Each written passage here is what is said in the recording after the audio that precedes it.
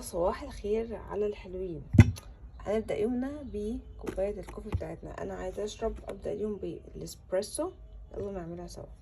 النهاردة المفروض آخر يوم إن احنا نصحى نشرب كوفي. النهاردة التلات ولا الاتنين يا جماعة؟ لا، النهاردة التلات.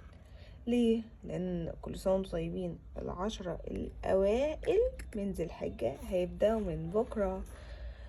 مش مشكلة. تعرفوا المشكلة في ايه؟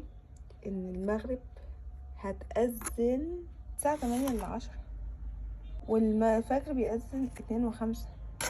احنا بنهزر يا جماعة. خلينا نستمتع بهذا الفنجان اللي هنبدأ بيه يومنا النهاردة، وربنا يعيننا. ادينا لسه بنعمل الدبل شوت اسبريسو. بجد يا جماعة مرعوبة من الصيام، بس ان شاء الله احنا قدها. ايوه يا جماعة، ان شاء الله احنا قدها. we can do it. استعدوا يا جماعة، انا بهزر. هنصوم يعني هنصوم. يلا فنجاننا اللذيذ ونقول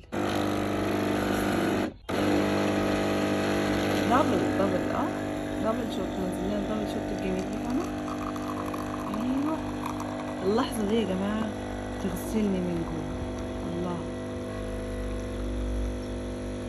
ريحة القهوة طالعة عليا الصبح. هعمل ايه بكرة؟ الله.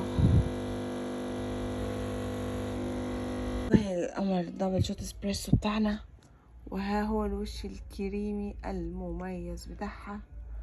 الله عليا. الله، اكتر حاجة مخوفاني من الصيام والله من الاكل. ابدا. هي دي السبب. الله يسامحك. استعمل ايه؟ بحبها، ببدأ يومي بيها. يعني سواء اسبريسو او تركش كوفي، يعني دي او دي. 10 ايام من غيرهم